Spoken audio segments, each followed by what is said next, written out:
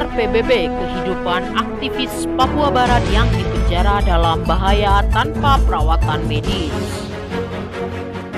Terlepas dari permintaan berulang kali dari pengacaranya untuk menundakan dengan alasan medis, Victor Yeumo diadili di Pengadilan Jayapura pada akhir Agustus atas tuduhan pengkhianatan dan hasutan terkait dengan keterlibatan secara damai dalam protes anti-rasisme dan penentuan nasib sendiri pada tahun 2019.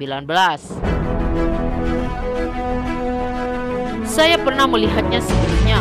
Negara-negara menolak perawatan medis bagi para pembela hak asasi manusia yang sakit dan dipenjara, yang mengakibatkan penyakit serius atau kematian.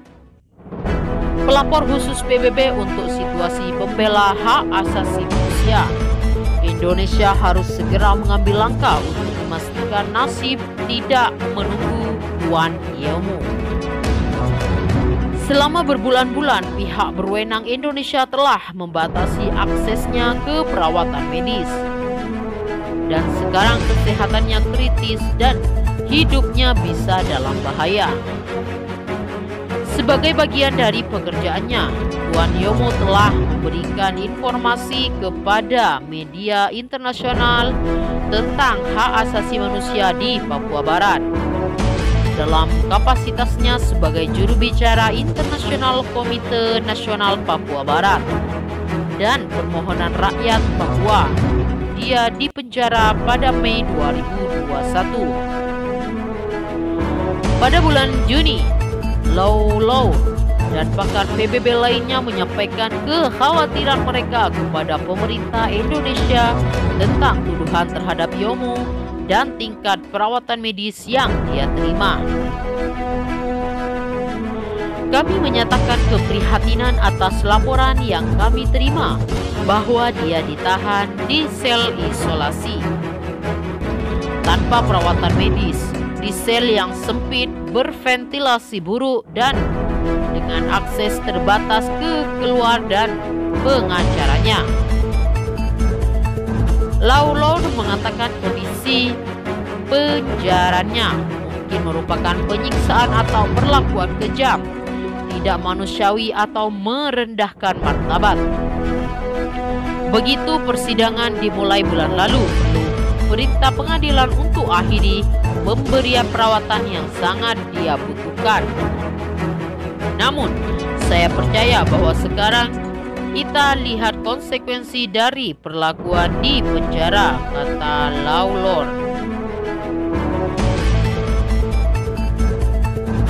Di sisi lain, yang membutuhkan pengobatan harian, pengawasan dan tempat tinggal yang berventilasi baik, yang jika dia tidak menerimanya bisa berakibat fatal.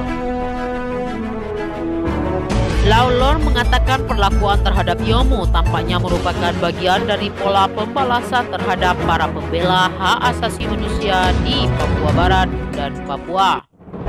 Sebuah isu yang sebelumnya telah diangkat oleh para ahli PBB dengan pemerintah Indonesia. Sejak konflik di kedua provinsi pada Agustus dan September 2019, Lau telah menulis surat kepada pemerintah Indonesia yang menyatakan keprihatinan bahwa para pembela hak asasi manusia diperlakukan seperti penjahat. Sekarang saya memohon kepada Indonesia untuk melindungi kehidupan, kesehatan, dan kesejahteraan Tuan Yeumo dengan memberikan perawatan dasar yang sangat ia butuhkan. Seruan Lau didukung oleh Clement Yelestosy Ovel, pelapor khusus tentang hak asasi manusia, kebebasan berkumpul dan berikan secara damai. Pelapor khusus tentang hak setiap orang untuk menikmati standar kesehatan fisik dan mental tertinggi yang dapat dicapai. Pelapor khusus tentang bentuk-bentuk kontemporer rasisme, diskriminasi rasial, xenofobia, dan intoleransi terkait. Benny Wenda bongkar laporan PBB soal serangan terhadap pembela HAM di Papua.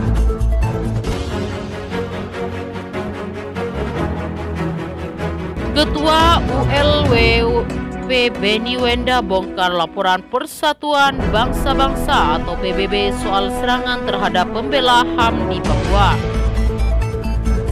Menurut pernyataan resmi Ketua ULMWP Benny Wenda yang dimuat di situs resmi ULMWP, sebuah laporan PBB baru telah merinci pelecehan dan pengawasan terhadap pembela HAM Papua Barat di tangan negara Indonesia.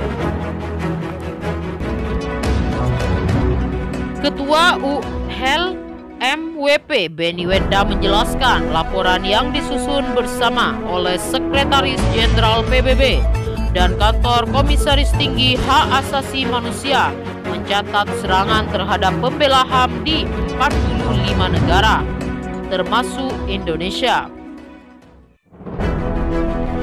Laporan tersebut merinci perlakuan keras pemerintah Indonesia terhadap masyarakat adat, pelanggaran hak terkait tanah, dan penargetan orang Papua Barat yang mencoba menarik perhatian internasional terhadap pelanggaran hak asasi manusia. Benny Wenda melanjutkan laporan PBB memberikan fokus khusus pada penangkapan dan penahanan berkelanjutan terhadap Victor Yomu, juru bicara Komite Nasional Papua Barat, atas tuduhan kejahatan atau pengkhianatan dan penghasutan.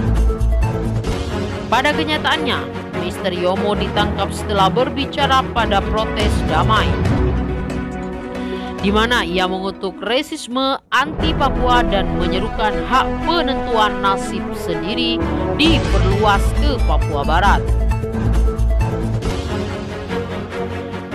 PBB bersama dengan Amnesty International sebelumnya telah menyuarakan keprihatinan tentang penangkapan Yomu karena memburuknya kesehatannya yang sudah rapuh saat dalam tahanan. Menurut Benny Wenda, perlakuan pengacara Yomu, Veronica Koman, yang mendapatkan perhatian PBB. Koman, seorang penduduk asli Indonesia, telah menjadi sasaran ancaman dan intimidasi yang signifikan karena pembelanya untuk hak-hak Papua Barat. Dia saat ini tinggal di pengasingan di Australia, tidak dapat kembali ke tanah airnya. Lebih jauh, Benny Wenda membeberkan laporan itu juga merintis kasus Wenceslaus Fatubun, seorang anggota MPR yang diawasi dan akhirnya ditangkap karena bekerja dengan PBB dan organisasi lain. PBB memperjelas bahwa para pembela hak asasi manusia bukanlah satu-satunya sasaran intimidasi Indonesia.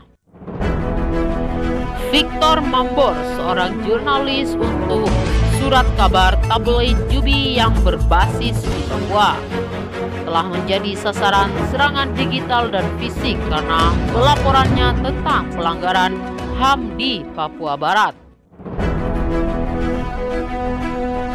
Benny Wenda menambahnya, laporan tersebut memberikan energi baru untuk seruan Komisaris Tinggi PBB untuk hak asasi manusia untuk mengunjungi Papua Barat.